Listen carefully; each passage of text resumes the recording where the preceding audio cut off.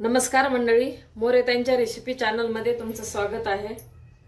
आज आपण ढेमसेची भाजी करणार आहे, किंवा तुम्ही काय बोलता ते कमेंटमध्ये मला सांगा। याला दिलपसंद पण म्हणते। तर चांगली अशी रसरशीत म्हणजे थोडासा कांगापुरता रस्याची आपण भाजी करणार आहेत। हे ढेमसे असे घेतलेले आहेत, याला धुवून घेतलेले। आपण याला बारीक कट करून घेणार आहे। आपले बटाटे आपण कापतो का त्याप्रमाणे आपण आता याला कापून घेऊ, आणि मसाले काय लागणार आहेत ते पण दाखवते। आता थोडा रस्सा करणार आहे, त्याच्यासाठी एक कांदा आणि एक टोमॅटो घेतलाय। बाकी दुसरा आपल्याला मसाला टाकायचा नाही, असं म्हणजे कांदा वगैरे अद्रक ते काही घेतलेलं नाही। एक कांदा कापून घेतला, एक टोमॅटो, कोथिंबीर घेतली, लाल तिखट, कांदा लसूण मसाला, धने पावडर, चवीनुसार मीठ, थोडीशी हळद टाकणार आणि लसणाला थोडंसं असं ठेचून घेणार आहे।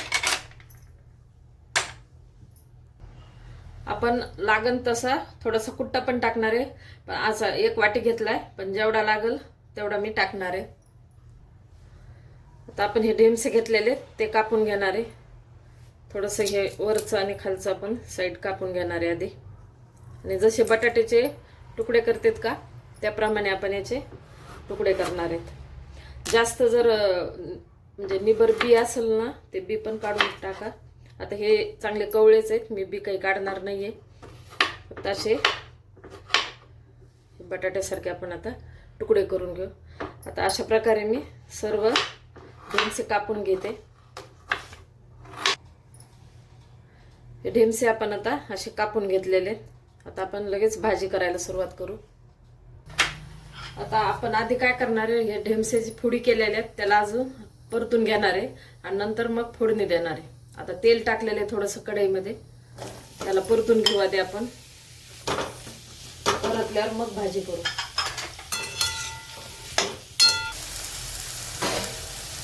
आता आपले हे फोडी एकदम चांगले परतून झालेले आहेत, असे डाग पडूस तर त्याला परतून घ्यायचे।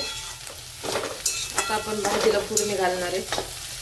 आता ही कढई वापरली तरी चालते, पण मी आता ही अशीच बाजूला ठेवते आणि आपण दुसऱ्या कढईमध्ये भाजी करू। आता आपण कढई ठेवले, तेल टाकलेले, तेल गरम झालेले।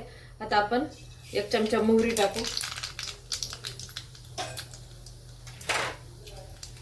मोहरीला तडतडलं की कांदा टाकू, आणि कांद्याला छान परतून घेऊ। आता मोहरी आपली चांगली फुलली आहे, कांदा टाकू, आणि कांद्यावर ना थोडंसं मीठ टाकू म्हणजे लवकर परतन।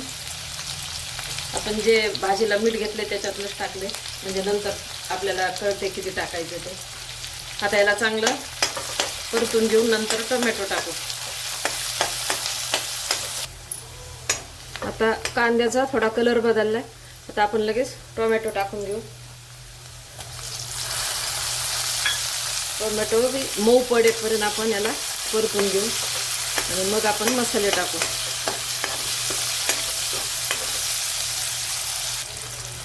टोमॅटो पण आपले मऊ पडलेले। आपण जे लसण घेतलेलं आहे कुटून, थोडंसं असं जाड कुटले तो लसण टाकू।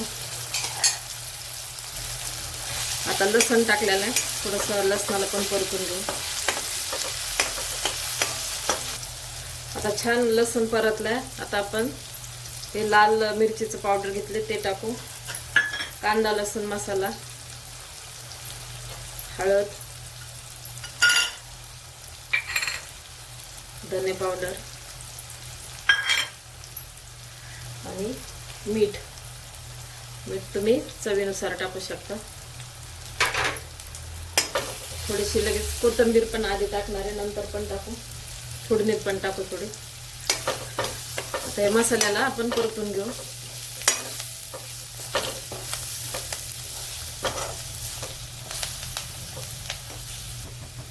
आता शेंगदाण्याचा हे कुटून घेतलेला आहे तो टाकू। जसा तुम्हाला रस्सा किती लागतो किंवा पातळ घट त्यानुसार टाकू शकता।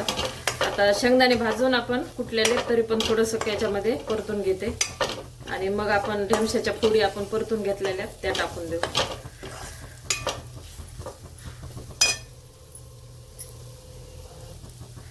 आता ह्या फोडी आपण कढईत टाकून घेऊ, आणि याला आधीच आपण परतून घेतलेले, फक्त आपल्याला आता मसाल्यामध्ये मिक्स करायचे।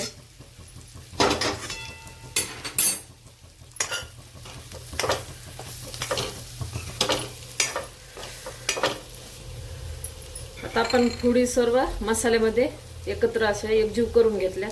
आता एकीकडे मी गरम पाणी करायला ठेवलं होतं. गरम पाणी झालेलं आहे. आता आपण गरम पाणी टाकून देऊ. हे 2 ग्लास गरम पाणी होतं. त्यानुसार तुम्ही आता तुम्हाला घट पातळ त्या हिशोबाने तुम्ही टाकू शकता. नाही तर मग कुट्टा पण याच्यात भरू शकता अजून. आणि हे शिजल्यावर आता जेवढं पातळ दिसतंय का तर शिजल्यावर एकदम दाटसर होणार आहे. तर एक मोठी गॅसवर एक मोठी उकळी आणू आणि कमी गॅस करून आपण याला शिजून घेऊ. ढेमशेची भाजी आपली शिजलेली आहे. किती पातळ होतं ना, तर आता हे दाटसर झालेलं आहे.